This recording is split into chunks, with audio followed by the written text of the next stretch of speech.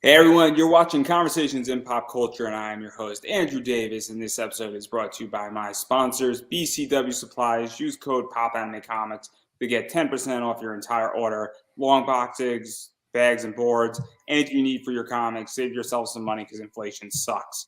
And I have with me Tom Hutchison and CB Zane. So welcome back to the show because you've both been on this show and you're back here. So welcome back. Yeah, thanks, man. Thanks for having us as always. Yeah, I appreciate it. It's super fun. You know, I'm excited because obviously you guys are sort of starting/wrapping up Big Dog Inc. World Goth Day Annual. Yeah, it's week 1 and the last week at the same time. Yes, because Goth Day was May 23rd, everybody. 22nd. 2 and 2. As old Wink Martindale used to say, 2 and 2. It's been a long day. So before we really dive into this campaign, what is the basic premise of World Goth Day, Big Dog Inc.? I think it's the second one you've done or the third one you've done at this point. And what's going on with the entire thing for everybody who's hearing about this idea for the first time? Yeah, so this is actually our third year doing it, but it's our second year doing a Kickstarter. So the first year was 2020. It was our 10-year anniversary. And I stumbled across Goth Day just by accident. Like this was one of those moments where I started to change some of the things that we did, or not change things, but I wanted to do things differently than what everybody else is doing. I was seeing everybody doing like Friday the 13th covers and St. Patrick's Day and Star Wars. I was like, everybody does these things. Like they all do the same thing, and I don't want to do those things. So I wanted to find things that were cool to me that made sense that we could have fun with that would be ours. And I found, so in 2020, we actually did 3. We did World Goth Day, we did Bikini Day, and we did Princess Day. And they were all successful in their own rights. But basically, Goth Day came around. I was like, let's just sort of have some fun and redesigns our characters. And so the first year we just did covers and wrap those covers around the first issues of Ursa Minor and Scheherazade and whatever. But when I got to the design phase, you can see right here behind me is Catnip. When I got to the design phase and we designed Catnip up, I was so happy with it that I was like, man, if this works, I might have to do something with this. Because in 2020, it was just, we're just making these covers and putting them out. And it was a big success. And I realized, okay, if we do this again next year, I can't just come out and do new covers again. I've got to level up the playing field. Again, like everybody's just doing covers. I'm like, all right, I'm going to make a story with this. And I'm going to take Catnip and I'm going to use that as the focus of this.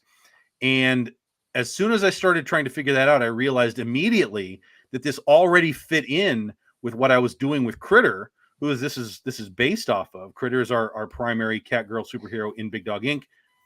Catnip is sort of the dark version, whatever you want to call her. Because in Catnip, there are already parallel dimension, or in Critter, there are already parallel dimension critters. There's a steampunk critter, there's a vampire critter, so on and so on. So we actually already had this in place in the story that I was writing. And so this just became an active universe for another critter variation. But in this case, instead of just having a critter world, I took the entire Big Dog universe and dumped it together, because all these books that we have all exist separately.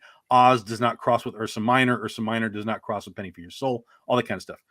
In the Goth Day world, everybody can be in there in however we want them to be, and they can all play in the same sandbox, which has really kind of changed the game for us, and is really, really a lot of fun.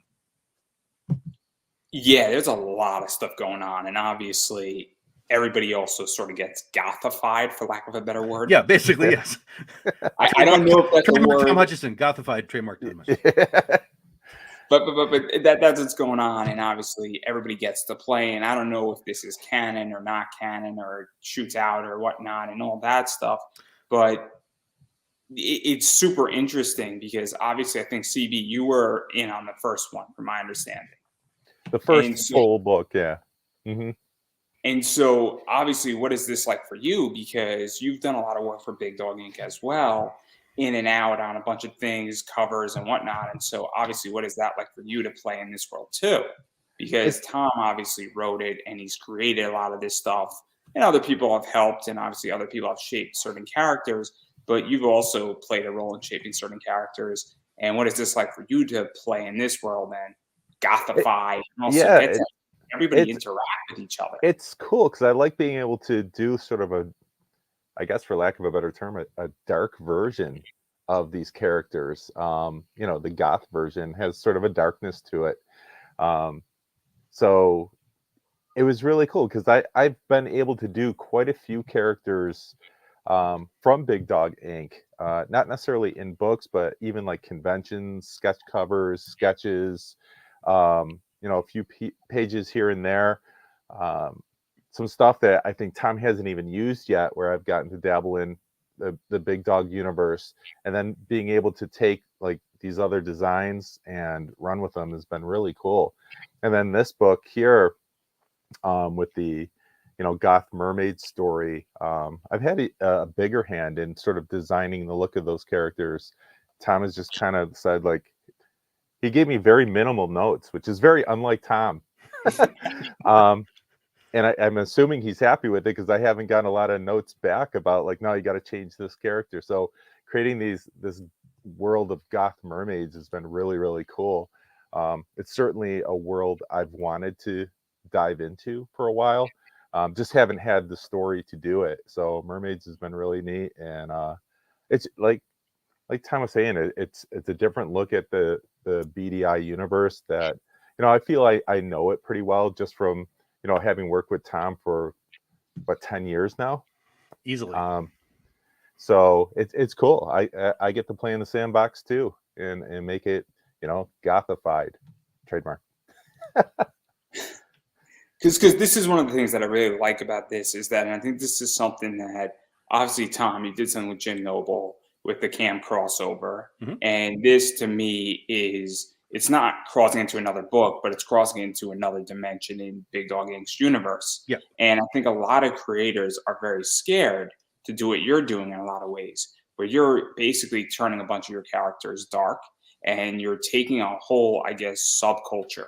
And I'm trying to be very, politically correct here with this. But you're diving into that subculture, and then you're showing new light, and you're almost creating a mini crossover event with all of these characters. Totally. And it's super interesting in a lot of ways, because I don't think Dorothy usually deals with Penny for Your Soul. I don't think Ursula Minor deals with Dorothy. Obviously, I don't think Critter deals with, catnip per se. And then having everybody in there, I mean, it gives a lot of freedom, but it also doesn't hurt any of these stories once they leave that world. And it's something that really expands the universe. And I think it's brilliant because on a business level, it milks the hell out of your IP.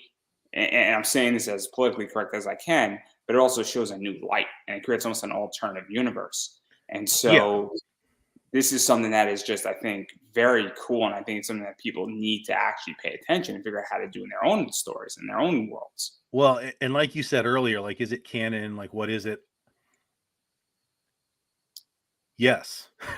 Yes, it's canon. Why is it canon? Why is Scheherazade hanging out with Ursa Minor? Why is it canon? Because, and all of the reasons are there. It's tricky, and it's weird, and it's sort of it's a little ambiguous, but if you read the first issue and you're paying attention, the clues for what is going on are right on the page. I'm not even sure if CB really even knows what I'm talking about, because I haven't really discussed this. Like, hey, look at this and look at this and look at this. Like, I've never done that before, and I'm not going to, because I want people to sort of catch on their own as to how this is kind of all meshing together.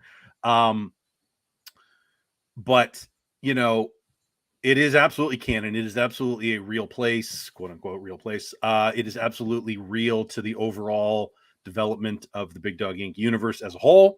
And we're just going to keep having fun with it and expand it and let it run its course.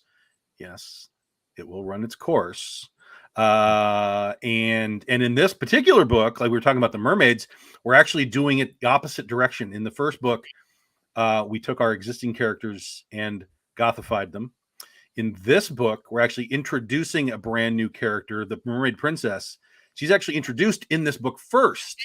She does not exist in the Big Dog Inc. universe yet, but she will come Princess Day this year, November 18th. So we've kind of gone in reverse this time. Yeah, and I feel Yeah, like, I and mean, you've obviously- already, Oh, sorry, please. yeah, you've always had like, I don't know how else to put it other than you've already had a multiverse, especially with Critter. But so yeah, I could see how this is canon. You know, it fits. It makes sense. Mm-hmm. And it will continue to make more sense as we go. We'll keep giving you the breadcrumbs to figure it out. But if you read that first issue, there's a couple of elements in that thing that should tell you pretty much like, oh shit, I think I see something here. And then, read the next issue and get more clues and so on and so on. Yeah, and even to go further into this, because I think this is obviously, I'm a huge Sonic the Hedgehog and Mega Man fan, and when Archie did The Worlds Collide, I mean, that was, very much, and then things shot out of that.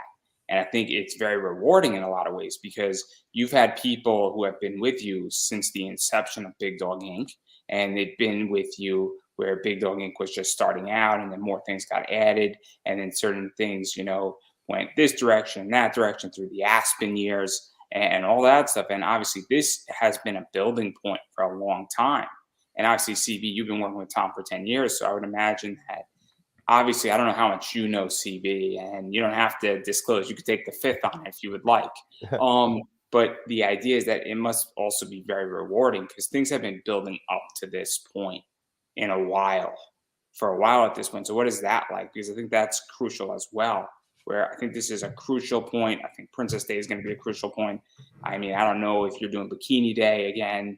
At some point. I don't even know when. No Bikini Day this year. No Bikini Day this year. We're too busy for Bikini Day this year.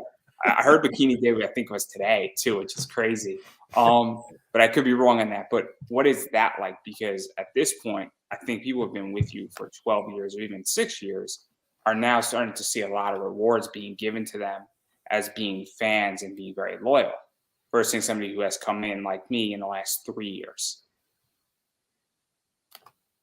Yeah. I mean, I don't know Tom's whole plan, but I know Tom always has a plan. That's pretty much the long and short of it from my end. Very seldom does Tom ever just throw something out there and it's just, all right, this is a standalone, like maybe Bikini Day was, but for the most part, there's something, there's a string that connects in some way, shape, or form everything, and this is an extension of that. Yeah, Goth Day was never a plan. Like, I wasn't back in 2010 at the start of Big Dog Inc. going, eventually I'm going to get to Goth Day. This is not the way it worked. But when Goth Day happened, I found a way to make it viable within everything else. So it wasn't just a matter of let's just do a thing and that's too easy. Again, I never want it to be easy on myself, I guess is what it's coming down to. Is like I never want it to just be so easy that we're just sort of throwing something out onto the pile. Like, well, here's a thing, go chase it. Like, I never want that. I want everything that we do. I'll tell you this, probably the most flimsy thing I've produced in our 12 years now of Big Dog Inc. is Camp Crossover. That's the most flimsy, nonsensical thing we produced, but that was done on purpose as well. Like, we purposely made this just ridiculous, pointless, fun story. Again, it's similar to Goth Day because we took all our characters, stuck them in an environment that, isn't normal. They are all still themselves here, however. They're just in a summer camp persona. But it was never Camp Crossover and Camp Rad Dog, what we did with Jim. It was never meant to be anything serious. It was meant to literally be, let's step aside. Let's get out of our box and just goof off a little, and see what comes of it. People really enjoyed it. They loved that it was just this weird comedy thing. And we just put out a new one, a little mini story this year, Camp Crossover mini story. Again, when I was telling people about this, I was like, I have two stories that I can do. One is a little more like normal Tom stories, the way that we do these things, and the other one is completely ridiculous. And ultimately, the response I got was, "Oh yeah, give us the dumb story." And I was like, really? You want the dumb story?" They were like, "Yeah, give us the dumb story." And I was like, "Okay, I will give you the dumb story. The fans have spoken. Dumb story it is." And so that's what we did. We did a little 8-page dumb story. I think the people that read it will get a laugh out of it. I think the people that know me and know kind of how Big Dog Inc. works will get a bigger laugh out of it because it's sort of an inside joke. And then again, it's just a frivolous summer adventure. And then, okay, guys, we're going to get back to serious writing now, as we do Ursa Minor and Goth Day and everything else that we do. So to even go into that, because you mentioned something very interesting where obviously you didn't want to just go down the cover route and throw something out there, throw something out that's flimsy. And, this is just my opinion, but I see a lot of comic stuff right now where a lot of creators are heavily relying on variants as a crutch in Kickstarter. Well, the variants are not a problem. We do tons of variants. That's not what I'm talking about. What I'm talking about is I don't want to just come in like we did with Goth Day the first time. We did the covers and we just wrapped them around existing books. Anyone can do that. Can do that over and over and over again. Here's a new cover. It's on this existing book. I mean, that's fine if you want to do it. But for me, as soon as I realized, like, okay, I want to do Goth Day again, I didn't want to just wrap covers around the same book. I wanted to step the value up for what people were buying. Okay, you've engaged in Goth Day. Awesome. I appreciate it. Guess what? Now you're getting a story. Now you're getting a universe. Now you're getting something that's not just the cover. It's the going back and doing it again type of thing that has kind of always bugged me. And we've done it from time to time. But it's not something we normally do. Like when we did Bikini Day, even the Critter Bikini Day book was a Critter #1 issue that we redid, but we actually added a 3-page backup story just to make that particular book a little bit different than, your initial Critter #1. So that's kind of always where my head is. It's like, how can we kind of just make it a little bit different than, just slapping a cover on there? When we do our variants, like Goth Day has, CB's basic mermaid cover, and then there's 5 variants. So, we do variants. So where I'm going with this is that I feel a lot of Kickstarters right now, and not everyone, but I feel like people aren't throwing the right substance, and they sort of go back and they want to do, even with like a graphic novel, you're just shooting out, 4 issues that, were there already, but somebody has already backed your 4 issues, and then you throw it into a trade paperback and you're not adding anything new. And I think you'd hope that at least the trade would have some bonus material. Like when we do trades, we do bonus material. We make sure you get a cover gallery. We show you like the design stuff. We like to, throw in whatever we have. Like we just did the Critter 10-year anniversary book. That thing grew. The original trade paperback was like 120,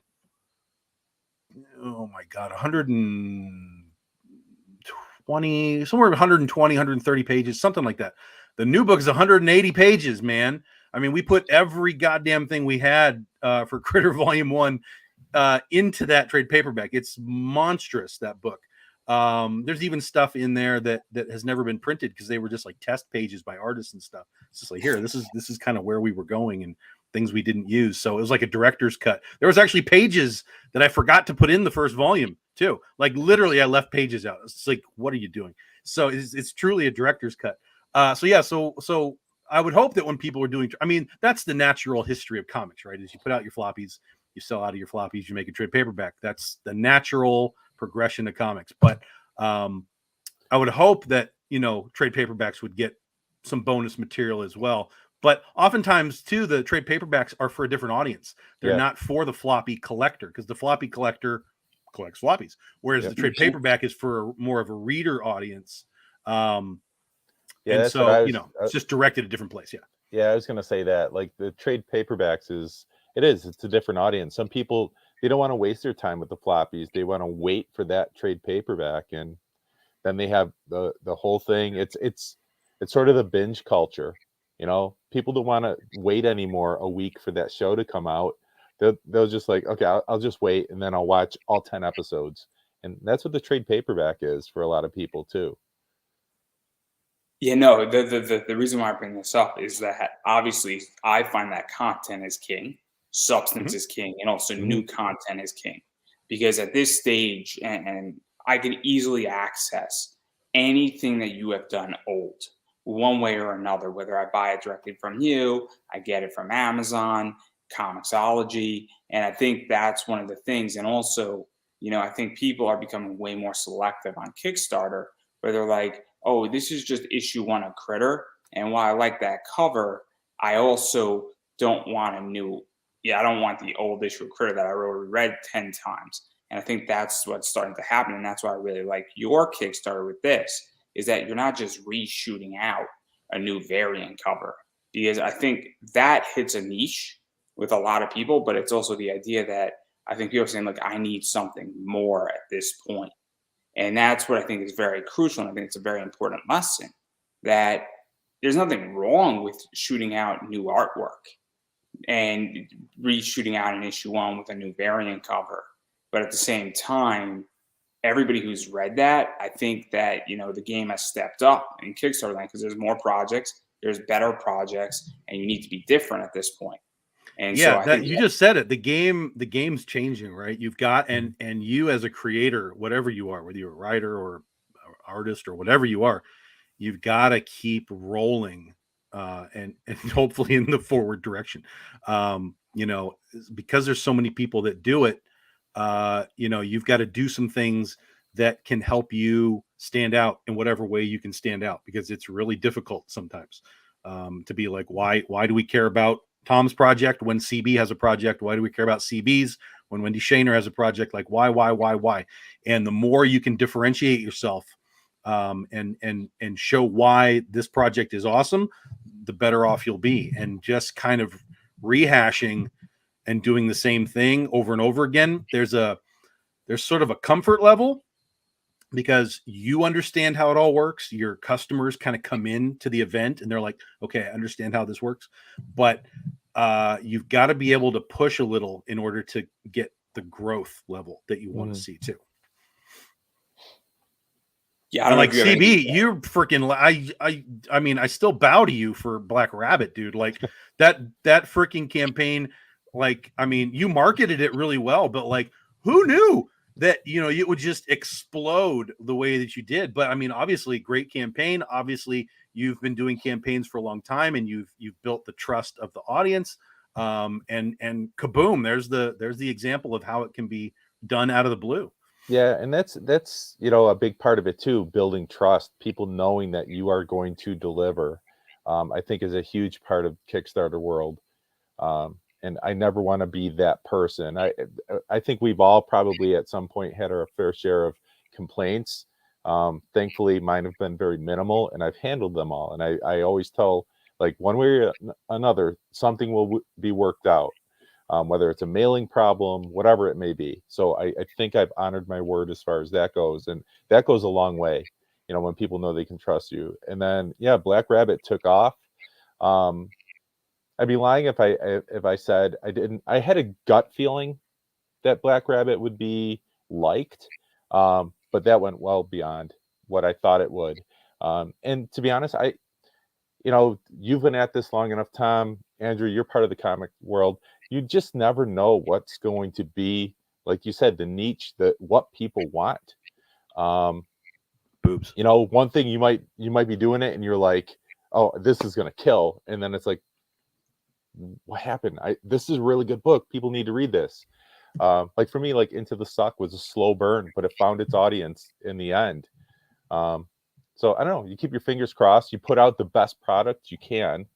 And that was something I took away from Tom when I first met him. And he still says this, if you come by his booth at a con, he always says the inside art is as good as the outside. And that was one thing I always, when I started going into self-publishing, I wanted to produce something that you wanted to flip through it. You didn't just want the cover. You wanted to see the inside. The story was good. And, it's a quality product. I never want people to blow by and be like, yeah, whatever. I want them to stop and pause and look and be like, wow, this is quality.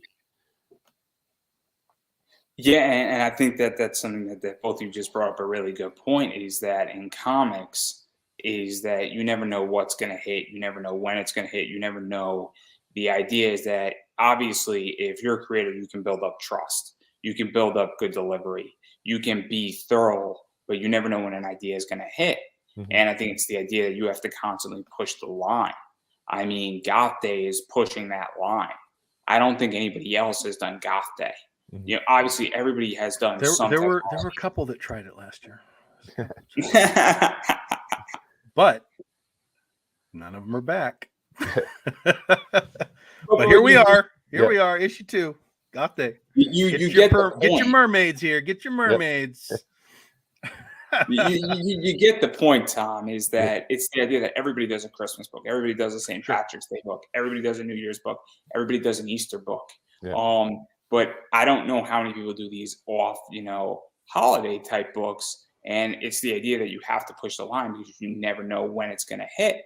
I mean, and obviously I think Goth Day has reached a new high from last year, or it's on its way at the very least. And I think that's something that a lot of people in comics need to understand, is that, I mean, Black Rabbit, right? You didn't know how it was going to do, and it could have gone either way, and it was probably going to fund, but you didn't expect it to go that way, and it just hit the mark on what people wanted. Yeah. And it's the idea that you pushed a line that people were like, okay, I need to read this book. And I think it's an issue in comics right now where I feel people to some degree are either don't know where that line is to be pushed, and I'm not too sure exactly why, or it's that everything has been sort of tried and it's finding a new way how to try an idea. Might be the issue too. Well, design is always a key thing. I mean, basically every idea for a story you could probably come up with has probably been done one way, shape, or form. So it's always the execution of the story that matters. And from the execution of the story, then you also have the design of the way things look. And there's a lot of stuff that doesn't take the time to go through the design process and really knock down, like, this is our visual cue for everything. And then run with that. And this was the visual cue for Goth Day. It was one image. It was catnip. And then from there, everything grew from catnip. Across different artists, and when CB came in and did this book, we did some really cool stuff with this, including blending musical notes into the pages and stuff. So even the book, even the pages, not just the covers, even the book had design to it, and there was purpose to the things that you were seeing. And we're doing some of that in this new book with these mermaids. We're finding ways to sort of cheat the environment, because when you're talking about going underwater, technically, yes, you can have like shallow water with some light and so on, but that's almost too easy. So in this book, and we're talking about Goth Day, it's dark, man. It's a dark environment, but we're finding ways to light what we need lit, and it's gonna be really interesting to see. And then as we go on, some of those elements from the first volume, like the musical notes and so on, some of that will return into what we do. So again, it all works together as you're, at least it should, as you're, moving through your story in your design context for the entire world that you're building. And what is that like for you to be pushed a little bit, CB? Because obviously it seems that Tom is wanting to push you to go into new areas. I kick this guy's ass, man. Yeah. I'm like, let's do better here, man. No, Tom said it before. He wants to push himself as a writer, you know, and I've done some writing too, and I like to push myself, but I find I've always challenged myself as an artist, sometimes to the point of insanity where I'm like, why did I choose that angle? Why did I decide to put that shadow there? But it was interesting when Tom approached me for a goth day. I was kind of in the middle of working on Black Rabbit at the time, and it was a perfect mesh. It gave me a chance to experiment because um, Black Rabbit is a very noir type art that I did with that. And so I was already kind of steeped in that noir. And then working with the Goth Day, I brought that element to it. So I love working in shadows, and the idea of using, you know, negative space where your mind has to fill in where the darkness is. So I actually really enjoy doing that type of art. And now taking that underwater, with the lighting elements that are going into this story, it's a cool challenge. It's not easy. And I find myself as an artist, because I'm doing, you know, the inks, I'm not doing the colors, even though, and I want to give props to Gat Melvin because I know he's going to kill this. He's a wonderful colorist, and he already just killed the cover. For the one that I did for Goth Day, but knowing like what I can rely on Gat to add that I visualize, because I know from a color standpoint, sometimes there's there's layers and things that I throw in that I know are a pain in the ass for a colorist to work around. You know, I've done it with covers with Gat himself. He's like, "Hey, can you send me the layers with stuff?" And it's like, "Oh yeah, no problem. I'll separate." So knowing how far to push that and when not to in this book is probably the biggest challenge. Like, do I add the darkness of, you know, the depth of water behind some of the characters, or do I rely on the colorist to bring that through? And that's kind of where Tom comes in too, is, you know, the art coordinator. I have no doubt that he would tell me, hey, you need to add some darkness here or take away whatever that might be. So it's a process, but I'm excited to see what comes of it. You know, this is way above my head, way above my head on all of this, and but I find it fascinating. Listen, Big Dog Inc. is on a different level, man. We're on a different level up here. It's just a reality. I am a much simpler man. I'm just a much simpler man. And that's that I am too. I mean, writing Goth Day, like just from a writing standpoint, it was very different for me. I had to really change my style on purpose to kind of modify the caption bases and I mean just everything I needed to change. Even in this next this one that we're doing now, I'm like quoting Byron and stuff in this. Like, what the hell am I doing quoting Byron in this book? But I'm doing it. You know, it's really it when you step outside your normal box, it can really challenge you to do something truly different. And it will either scare the hell out of you and you'll quit, or you'll step up and you'll find, you know, that you can really do something else that you didn't necessarily know that you could do. And I'm not saying this is like Sin City level or anything of that sort of noir, but for me, based on the stuff that I've done previously, it was a big change. And going into issue 2, you know, as I started, I kind of started to feel it again. Like, oh yeah, I kind of like this style of writing. It's a little bit different. And yeah, it's just a little bit different, which was fun for me to do. Yeah, and I mean, I'm glad it's only once a year. I don't want to do this all the time, but you know, it's fun for once a year. Yeah, and you know, you brought up a good thing, that feel. You know, when I sink my teeth into Goth Day, it's a very different thing that I'm doing with the noir, than I am with, say, even Into the Suck. Into the Suck has a completely different feel for me because it's sci-fi. So I don't have to bring shadow because sometimes that sci-fi world isn't that. It's bright sometimes, and you know, sometimes it's overly detailed. You have mechanics tactical whatever going on in the background. Whereas this is, you know, a lot of it is hidden in the shadow, and that's the cool part about it. And trying to create that feel. And, you know, as a writer, as an artist, you kind of get into that mood. You know, it's like, okay, yeah, I got it. It's I make a lot of connections with sports, and it's kind of like when you're playing basketball and you know, you hear like everything's going in, and it just, you know, like that, you know, like Jordan used to say, like that rim is a big old bucket. You get into that groove as an artist, and even as a writer, like it just comes and goes. There's a term for that. It's called the zone. I don't know if you Yeah. ever heard of that. Oh yeah, it is And definitely then getting in the zone. Hmm. so when you go to the zone, and I used to do martial arts, and when you're in the zone, it's just like everything is slowed down, everything's in slow Yep. motion, and it's like a trippy feeling. And Yeah. you know, it sounds weird unless you've been there. Yeah. But it's just one of those things where it's just like, and I could imagine as a writer, and every once in a while on a podcast, like I'm just like in the zone where it's like I see like the way the interview's going miles out.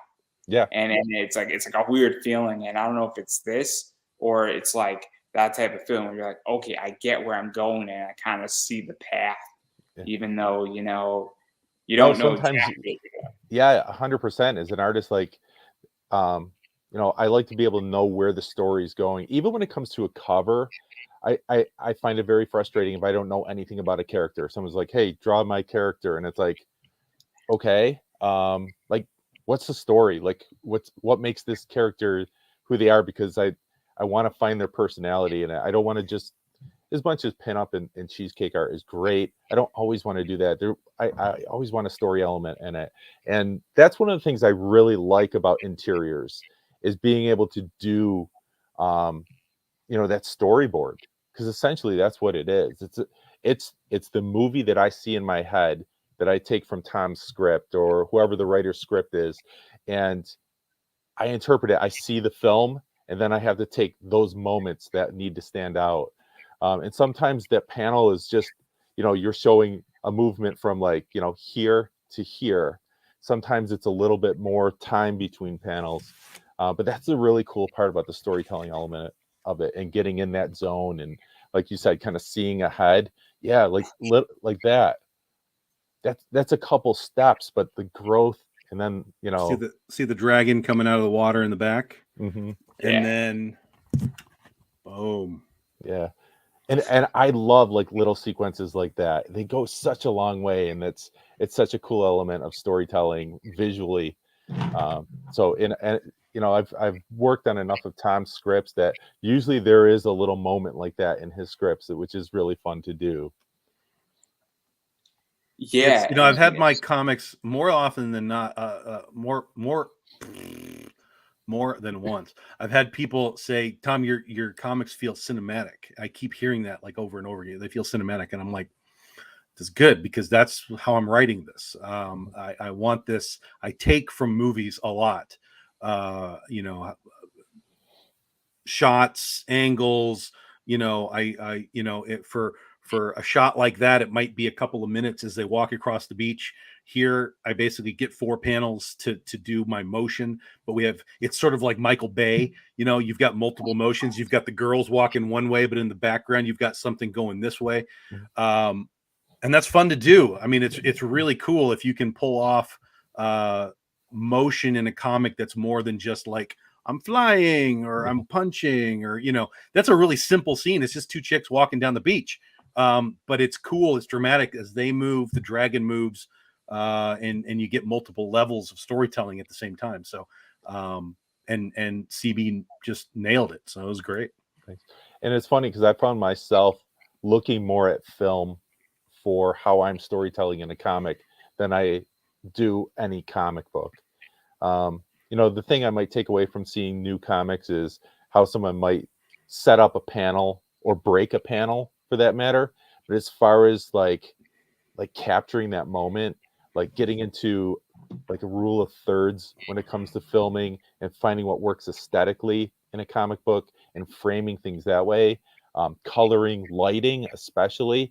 I found myself watching way more videos about how they create everything from CGI environments to lighting and a simple scene in an office, say, and bringing that into my artwork than I do like the influence of other comic books. So I don't know, maybe that helps mesh with what Tom's doing too. It's very interesting, and obviously I have not written a comic. I am taking a step back from pursuing that at the moment. There's something else in my world that I'm more interested in doing. It involves lots and lots of money instead. Good for you. Hey, it's comic related. It's Yeah. just, it's not comic book writing related, but again, it's I care about certain things more than other things. But right now, and but I find that to be fascinating because obviously running a comic aesthetically and running it like a movie is a very cool thing, and there's a reason why manga is doing very well. Manga tends to have more motion. It also tends to have more action. And while manga might be slightly simpler than comics and it not being in color, there is that's part of why manga is doing very well. There's other things too. It's cheaper. It's also more final than a lot of comics on the mainstream level, where if you kill off a character in a manga, a lot of times those characters don't come back. But obviously, I think that action stuff and how it reads more like a cinematic thing is massive. And there's a reason why during COVID, cinematic wrestling was a huge deal. And it was fascinating and it was very popular, and it still is at this point, because people really like those more action, I guess, theory positions. So I completely get it. But if you can't pull it off, you should not do it. Well, even in my stuff, like if you read my early books, I've been doing this now for 12 years. So I can go back to my early books and look at it like, oh my God, like this is not what it should have been. Like, not that it's bad, but like I'm George Lucasing my stuff. Like, oh, I can fix this and make this better. But you can definitely see growth from, especially in my longer series, Penny for Your Soul, Legend of Oz, Critter. You can see the growth from the early days of Tom into what we do now. And books like Goth Day and stuff like that, the new books, they basically benefit from me having, written 12 years worth of stuff to where I can come in and be like, yeah, we're just going to change this up automatically. I can see it, can visualize a change in the book. And so that makes it fun. Yeah. And obviously I want to let Tom go see Bob's Burgers. So it's Tom's favorite movie. I got to see Top Gun today. I'm perfectly happy. Perfect. I can't wait to see it. You are of the right generation that you'll enjoy it. Yeah. I think there's a lot of millennials who are not going to get it. They're not. It's not going to work with them. They're not going to understand. But our generation is going to be like, yo, that was all right, man. Yeah. Good. Yeah. I enjoyed Top Gun, and Top Gun is fascinating. I'm just upset that it's going to be taken off of Netflix on May 31st. I'm just like so upset. Well, I'm gonna have to sell my Netflix. Hurry up and watch it again. I bought the Steel book, a couple of months ago because they put out some anniversary things for it. I was like, yeah, give me that. Because somehow I didn't own it. I don't even know how I didn't own Top Gun. That makes no sense to me whatsoever. So as soon as I saw, I was like, wait a minute, I think I have this already. I went through and I'm like, Jesus, I don't have it. So bought it, watched it the other day. Still holds up really well for it does. a 1986, whatever, Tom Cruise's like fifth movie. I mean, it's ridiculous. Right. It still holds up really well. And I think that's one of the best things about this one is this is legitimately Tom Cruise 40 years later, Maverick 40 years later. And Tom Cruise is like on it, man. He's like, yeah, I know what Maverick would be right now. Yeah. And it's like, this is perfect. Also, Miles Teller, 100% that dude is Goose's son. Like, 100% I buy in immediately. I love Miles Teller in almost everything he does. Yeah, and also he's had some rough movies, and it really wasn't his fault. why those movies. Yeah, but he's had some great stuff too. Like, I mean, all even Tom Cruise has had rough movies. Yeah. But I mean, you know, Miles Teller in Whiplash is amazing. War Dogs, he's amazing. In this, he's perfect in this. I'll tell you, here's some. I'm going to get controversial on you. He's in Fantastic Four, that weird reboot that they did. He's amazing in Fantastic Four. He's so good as Mr. Fantastic. You know, he probably saves whatever pile of garbage the overall movie is, but he is really good. So yeah, Miles Teller, man, awesome. That guy's going to be good. He's in like a Godfather thing that's coming out soon too, like a Godfather TV show. Yeah. So interesting. Yeah. No, he's great, and I forget the movie he was in. That was like that crazy party movie, and I loved him. Oh yeah, Project X. Yeah, oh yeah, Project X. He shows up in Project X. Yeah, another underrated movie. Brilliant. You know what was disappointing? I finally saw that movie, and I thought for all these years that was real. Like in my head, I'm thinking this actually happened. And I'm watching this movie like this is the craziest thing I've ever seen. And then at the end, I learned that none of it's real. I was so disappointed that this didn't really happen. But, you know, I don't know why it was in my head that it was real, but okay. All right. So I don't know what I'm going to probably do tomorrow night. If I'm not on somebody else's show, I'm going to go see Top Gun Maverick. It's the right answer. It's the right answer. I know. Everybody should go see. Well, I mean, again, there's a group of people. My plan that is to see it this weekend. I can't see it tomorrow night, but this weekend, yes. Oh man, I got a crazy Saturday. Maybe I'll see it, tomorrow, or I'll see it Sunday. I raced out this morning. I saw the first showing at like 3:00, trying to avoid any sort of crowd. There was about a dozen people in there, but they were all the proper audience for it. So there was nobody on their phone. There was no kids chatting around or anything. It was like, oh yeah, this is the right people. This is good. Good. Did they clap at the end of it? No, because Generation X does not clap at the end of a movie. Right. That is the correct answer. They were all happy. They were all, kind of like, oh yeah, it was good. It was good. Yeah. Because that's how you do it. You quietly walk out of the film. Amen.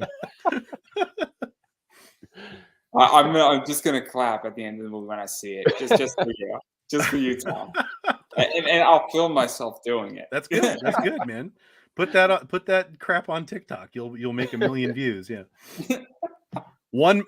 Just that's your caption, right? Is single man claps during Top Gun. Like that's it. That's it. Single person claps during Top Gun. Oh my God! Clap during the Lady Gaga song. That's how you have to do it. but I do want to show actually what people can actually back, because that's the most important part of all of this. And I'll tell you this right now. Now, it's a little different this time because CB did the A cover for this, but we also have a 2-pack where it's the cover and then there's a virgin version of it, so you can get that one right. But then there's right there. So the sales on these mermaid covers, I'm a professional, have been unbelievable. Like the highest sales of single A cover books that maybe we've ever had on a campaign like this. Now, partially it's awesome. Partially it's a mermaid. Partially there's boobs. There's a lot going on in this cover. But like it has been so amazing in sales, just the base cover alone. Like we've sold all the variants too, but like the amount that we've sold of this has been astonishing, which is, it's fantastic. Well, also I would imagine is that, and this is just my own personal position, it's also the price point. And why I say that is that price point is $10, but it's $30 for the pair. And that one has equally sold. Again, price point, because at this point, at least for me, and this is just my position, money is always start getting tight. Usually in May, June, July, con season is opening. And so when Kickstarters that normally I would expect this to be more like 40 or even 50, it's a little bit cheaper. That's a big factor in my book. And that's just my thought process. Sure. A little bit, because You know, But like yeah. again, it's just there's so the numbers are ridiculous.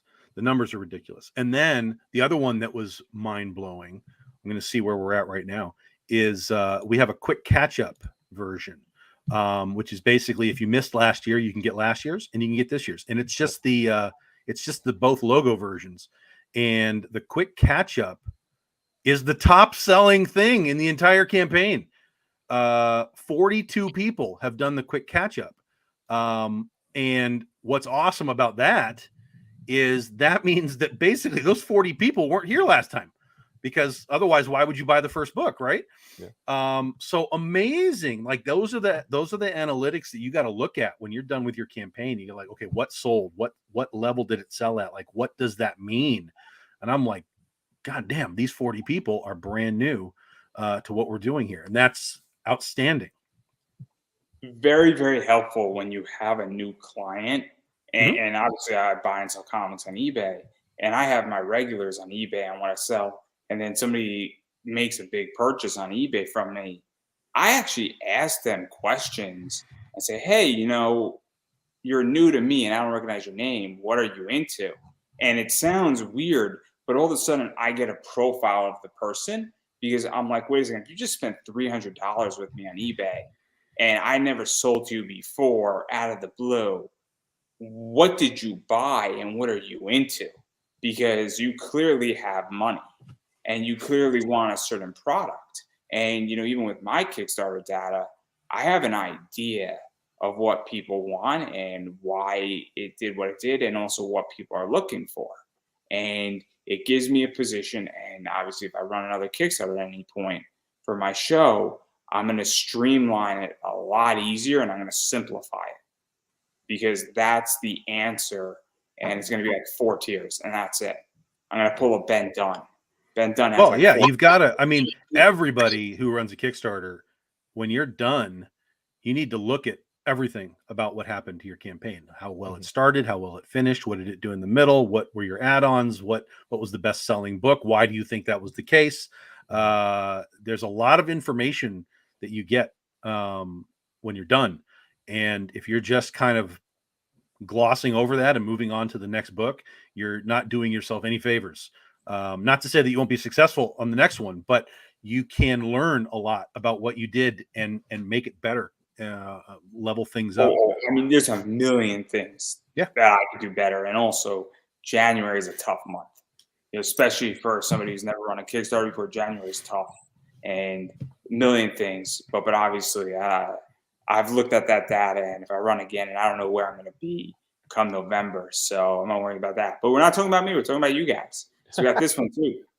Yeah. So that's another cover that's out there. There's obviously this one, which I like.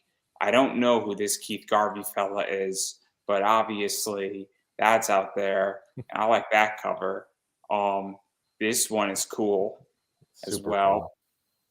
And then obviously this, which is Blue Jay. And does Blue Jay even have a book yet? No. No. She's made her first appearance as her alter ego, Chloe. That's just Chloe is her regular name. She appeared in Camp Crossover. So her first appearance in a story is Camp Crossover. But she has appeared on a few covers now that we've done, including a Cannonball Run homage from last year, the 40th anniversary of Cannonball Run. She was on last year, the 35th anniversary of Transformers. So she's been on a few covers. This is her first Goth Day appearance as well. And Brian Peterson's basically done it all. I've basically taken the character and been like, look, it's you. So let's make it awesome. And there is so much that he has done that nobody has seen yet. Because we're not really prepared for the plan. The plan that we had was a couple of years ago, and the plan went right out the window, because as soon as I had him do one cover, Scheherazade, he did a cover for Scheherazade. As soon as he did that one cover, it was like, yo, who's this Brian guy? And I was like, oh, crap, I have to get covers now. And so instead of just doing Blue Jay, it was like Blue Jay cover, Blue Jay cover. I was like, ah, damn it, Blue Jay's back burner now. But that's fine, because people like what you do on your covers. I have no problem with that. but it kind of set us back on all that. So we'll get to Blue Jay soon-ish, but no, she does not have a book yet. And that's the crazy part is we had the Critter action figure, right? And I was asking people like, what would you want to do next? I had people saying like, do a Blue Jay figure. I'm like, you don't know who this character is, man. Why? What? But again, it goes back to design, right? It goes back to design and marketing. Like they like the design, they like the way she looks, and the way that we've been using her in these crazy, strange ways is connecting with people. And so you take that and you run with it, and you go from there. So. And then obviously there's this right here, which is the spinoff comic, and obviously that's 2020 Comics Unity, and that was a con, and a lot of people are involved in that. Yep, that's where it started story wise. Critter appeared on a cover earlier, but that's her first appearance story wise. And then for those that don't know, this book is actually 60 pages. It's gigantic, and it has the catnip story. It has the Sirenus story right in the middle there from Wendy Shaner, and then it has the Might story on the right. They're all full 20-page stories. So this is not like an anthology where it's like everything's 8 pages. It's like these are full stories, guys. And I don't have a ton of these left. I keep selling these things like wildfire. So if I run out, you're going to have to go get them from CB and Wendy, because I don't know how many they have either. But they were not. It's not like we printed, an extra, 5,000 of these things. They're we had a couple hundred each, and they're about gone. Yep. And then obviously there's this, which we showed already. Obviously there's this right here, which is pretty much everything. If you want to get them all, boom, one pledge. You even get the variant CB version at the top there. And then there's also this, which is those are I pulled a handful of last year's book because I knew again that we'd have people that didn't get in last year. So we pulled 25 sets from last year, set them aside, and that's it. When those are gone, those are gone. So, and then I think there's some variants where I think there's some holofoils. There's holofoils and metals, which are basically the same art, just holofoil and metal. Yeah. And then obviously I think you're doing some add-on stuff for other things as well. And then I think Big Kaiju's in here. Yeah, so we wanted everybody to kind of get a sense of the Big Dog Inc. universe, like who these characters are outside of Goth Day. So you can get like the Critter trade paperback, Kaiju Epic, Princesses versus Zombies. You can get some of the stuff that you're seeing, the alternates, and you can get the whatever you want to call it, the original versions.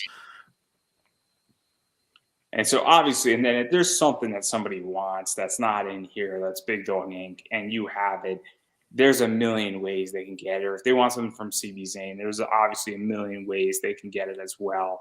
Yep. And you can go to our website, bigdoginc.com. I'll take you right to the store. If you're on Facebook, you can just message me and say, hey, tell me about this. How do I get it? And we can work it out for you. And then obviously, I don't want to keep both of you here forever because I know Tom has to go see his movie. So and I don't want to deprive you of enjoying Bob's Burgers tremendously. But I will eventually see it too. But that's like a next week activity. And yes, I will clap at the end. I will clap at the end just for you, Tom. But obviously, I am curious where you see Gothe going next year. You should know better than that by now. Like, I barely tell anybody what's happening next month, much less what's happening next year. I will tell you this. Next year is our 13th anniversary for Big Dog Inc. So next year is going to get a little weird. It's not going to be one of these like, 10-year anniversary of a book thing. Next year we're going to get a little weird with it. Goth Day will return. That is the only thing that from this year that is returning next year is Goth Day. We will do Goth Day issue 3. But next year we are going to have Princesses versus Zombies coming back as far as a full-sized issue. We are going to have one of our new 3 titles that we're debuting throughout Ursa Minor. We already unlocked the Shark book. It's only an island if you look at it from the water. The second one is called Sand and Scales. We'll be doing that in July. We'll be unlocking that new book. And then in October, for the final Ursa Minor, it will be Land of the Lost Cave Girl. That'll be our third and final brand new title. And one of those will get an actual issue in 2023. We don't know which one. We might let the fans decide which one they want first.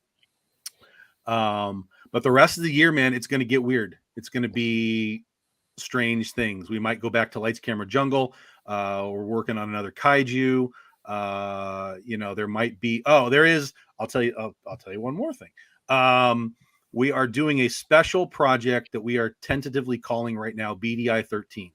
It is going to be an anthology book written by guest writers. I already have one of them attached. In fact, he just sent me a message as we were doing this, telling me the character he wants to use. Because I was basically like, I don't care. Do whatever you want. I want you to feel comfortable in what you're doing, and then we'll work out the story if it needs to connect to anything or not. So we are going to be doing a special anthology book. It'll be like a 40-page anthology book called BDI 13. That'll be part of next year as well. And then obviously stepping outside of BDI, and I don't know if it's still on, but I think it is. Obviously, you're bringing back Bad Girl art. Dynamite. Bad Kitty. Man, we are so close to this. I'm busting right now. We're so close to this. I am supposed to have a phone call with Dynamite tomorrow. I am supposed to do a couple of little video things to put into the video. I am still pretty sure it's happening in June at some point. It might be late June. I'm still pretty sure it's June. I have no guarantees of this, but I might tomorrow. But I think the aim is sometime in June. They might push it in July. I don't know. Trust me. As soon as I know, everybody will know. and so obviously, I mean, for those who don't know, Dynamite has basically brought in people like Dan Wickline. And there's been a lot of other people who have worked and done a lot of stuff with Dynamite, and they've really stepped up their game with projects that are sort of new and projects that are being revived. And there's just a bunch of stuff going on with Dynamite, whether it's on Indiegogo first or Kickstarter, I don't know, but it's going to be on one of those platforms, and it's going to be on the other one too. Yeah, I think it's going to end up being on both, but wherever it launches, I think it'll be June 1st, and then again we'll let everybody know. But when I did the book, I was like, I had basically two people in mind as far as the art goes, and CB was at the top of the list, and they were like, show me what he can do, and I was like, okay, here, and they were like, yeah, this is good. And I was like, okay, all right, good, that's done. I fought for a colorist that I wanted as well. I was like, I want this guy. And they were like, well, and I was like, no, I want this guy. And they were like, well, and I was like, no, I want this guy. And they were like, fine, okay, you can have this guy. And I'm like, okay, good. So Chris Chua is on colors. You guys know Chris Chua. He's done a lot of stuff for us. The book looks ridiculous. It's gorgeous. It's all done. I mean, it's done. Yeah. It's literally done. The colors are done. The letters are done. The covers are done. So it's just a matter of Dynamite sort of finalizing everything that they need for the campaign. And then we'll be live. But holy crap, you guys, I think you're going to love this book. It's freaking gorgeous. Yeah. And there might even be good words. I don't know about how good the words are, but at least the art is really good. The words are good too. I think I used the word cinematic when we were talking about it, like way back. And obviously, I'm not going to push too hard because I don't want to get you two in trouble, and I don't want to. Well, I've given you literally every piece of information that I have. Yeah. I have nothing else to tell you until my phone call tomorrow, and I get more details. You have the entirety of the information. And obviously, that's as far as I'm going to push. But I do want to give both of you a chance to self-promote. So I don't know who wants to go first. I don't know if you want to duel each other for the right to go first. But yeah, go ahead. All right, I'll go first, and we'll let Tom finish because it's his, it's BDI's campaign. So we'll finish on that note. I'm a little frustrated right now, to be honest. My printer is held up with a paper shortage on Black Rabbit, but I want to fulfill that. But in the meantime, that's kind of delaying all the other things that I have planned. I will have a trade paperback for Into the Suck. It will have bonus content in it. That is all set, ready to go. Mite number 2 is completely drawn. It is lettered. It just needs to be colored. That will be going out soon. Scorpion 4 will start soon, and I am already halfway through Black Rabbit number 2 with the art. So I have a number of books that are ready to roll out as soon as I fulfill Black Rabbit.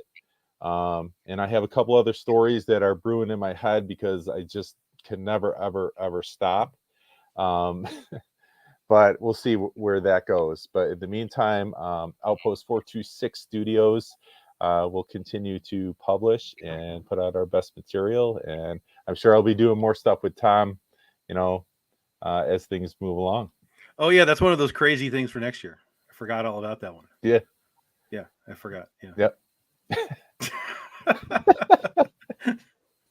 Forgot all about that. Yep. Oh my God. I have work to do. That's what it comes down to. I got so much work to do. Mm-hmm. Oh my God. All right, take it away, Tom. Okay, so Goth Day. It's we got 2 days left. We end Saturday night, everybody. Saturday night. As we've been chatting here tonight, we've already had some extra pledges drop in as well. Let's see where we're at right now. We'll do an official right You're now. welcome. Oh, man. 261 backers, $12,716. Again, this is all just in 5 days. We got 2 days left. So Goth Day, 2 days left. It's issue 2. But you can get issue 1 as well. So if you missed it last year, it's very easy. There's a thing called a quick catch up where you can get the 2 books that you need, or you can get all the variant covers and all that kind of stuff. I can tell you that Oz 3 is going to the printer along with Ursa Minor. We're finally done with Oz 3. We had a real serious personal issue happen with our team, which we won't go into, but those that know the team know what happened. So we lost a lot of time, but I was never going to just be like, yo, just shake it off, rub some dirt on it and keep going. So it's basically done. It's going to go to print with Ursa Minor. We're going to ship them together in July, late June, early July. We'll be all caught up except for the Critter toy, which we just heard from I don't know what they are. I want to say the manufacturer. I don't even know if that's right. The guys who make the toys, whoever they are. The design team, man. Not the design team. The actual people that make the actual physical toy now. They sent us some pictures because they did the molds. They did some test molds. They did some adjustments on the final molds because now they're using different plastics than the prototype, right? So they had to fix some things. So it's all set. It's all ready to go. They actually added an extra set of hands to the project as well. No extra cost. They're just tossing those in, so as a little bonus. And they're at the stage now where they're going from their test molds into the steel final molds. So they'll be going into full production here very soon. And we'll get some more pictures as that is happening. But yeah, it's moving along. They, just like we talked about with the paper shortage, they had issues with supply of what they needed for the plastics and everything. So everything kind of slowed down a little bit more than we'd planned. But we had thought we might be able to ship them around July or August, but it's looking like, based on what I talked to them the other day, it's looking like it might be about October, which is still good. We get them into people's hands before Christmas. That was kind of like my end game. Like, dude, we want to have these in people's hands by Christmas at least. And they were like, yeah, shouldn't be a problem. Okay, good. So that's the Critter toy. And then Ursa Minor returns in July for part 2 of the 10-year anniversary of Ursa Minor. Fabio Samau is already working on issue 2. Covers are already done. We already have 3 other covers artists that are almost done. We're way ahead of schedule on that. That'll be a big 40-page issue. So October will be a 40-page issue. And then Princess Day, November 18th, Princesses versus Zombies returns with our new princess. And I will be at Oz next week in New York. Oztravaganza in New York next week, next Saturday. And then 2 weeks after that, I will be in St. Louis at St. Louis MightyCon. And then the week after that, I will be Albuquerque, Duke City. So June is going to be busy. And then I'll be back around for the summer. And then CB and I are going to be in Akron first weekend of November, Akron Comic Con. We're invited back to go down there. So, that's sort of the general gist. And of course, Big Dog Inc. right here. Just search Big Dog Inc. You'll find what you need. BDI Comics on Twitter and Instagram. all that kind of good stuff. And then we have Patreon too.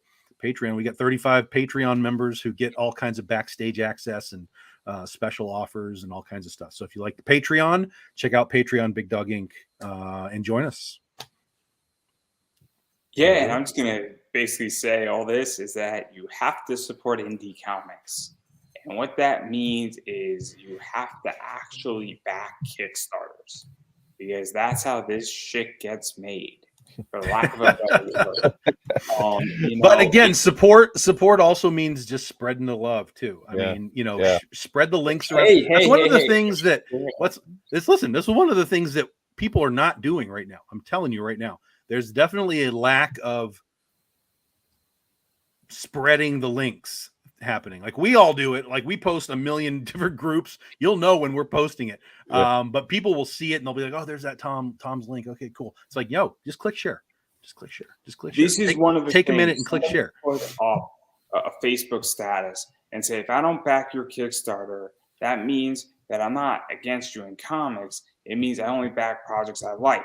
Well, the problem with that is you don't have to back my project, but you could share it for free. Mm-hmm. Support is not money anymore. Well, I want your money when I'm running something.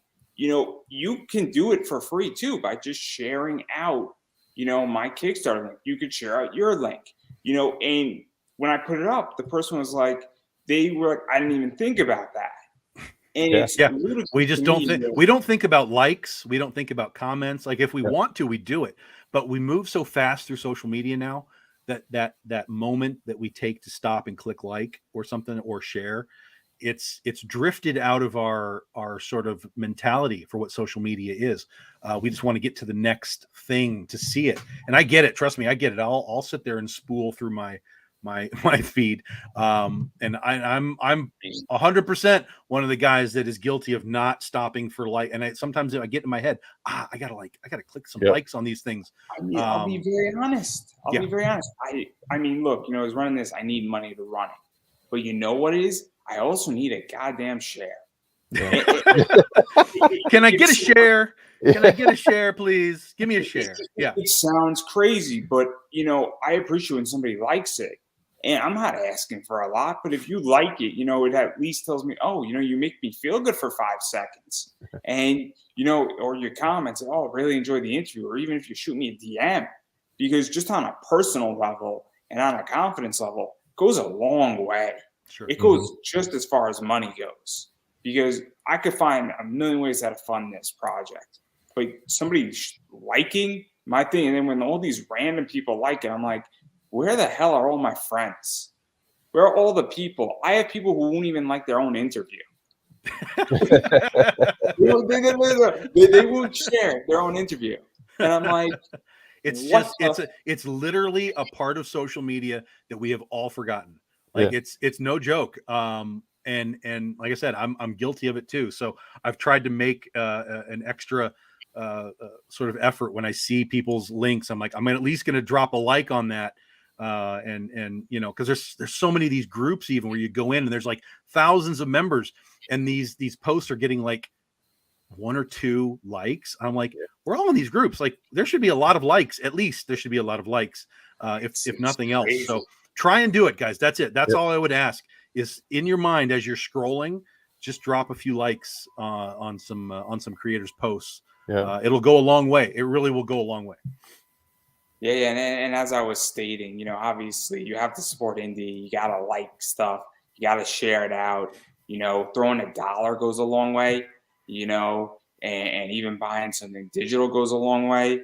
That's a big thing. And obviously, cover A is $10.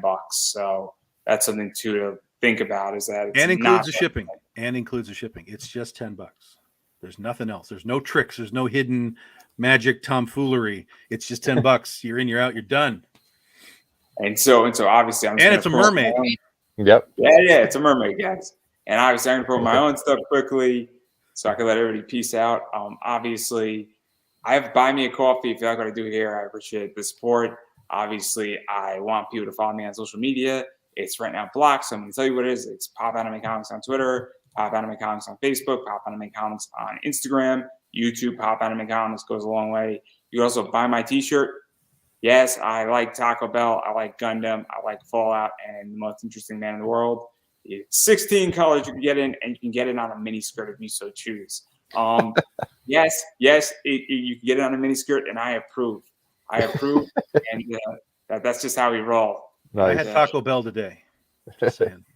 I don't know what value that has, but I had Taco Bell today. Maybe I'll get you another sponsor.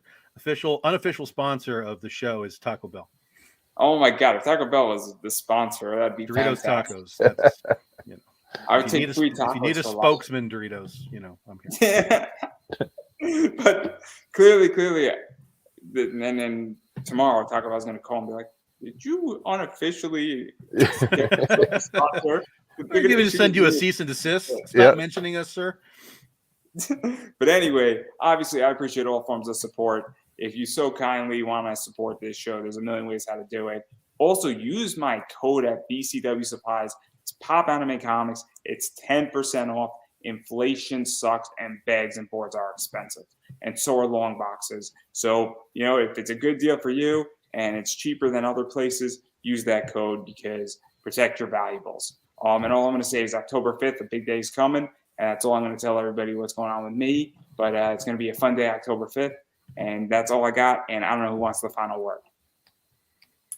I think we're good, man. I think we're good. I think you said it all. Thanks for having us. And, all the best. That's a wrap, everybody. Peace.